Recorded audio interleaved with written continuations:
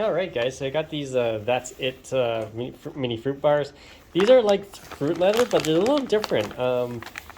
And I'll show you one here. And here are the ingredients. If you guys want to read it, pause the video.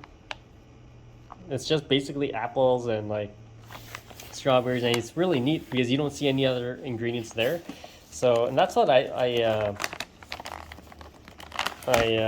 got here. Let me show you one. Okay, here's the mango one, and this is the one that actually really caught my eye. So, I'd like to check out the ingredients: just mangoes and dried apple. So there it is. You see that? You can see all the dried apple there. You see the mango covering it, but it's unique. Like it's not a traditional fruit leather, right? So.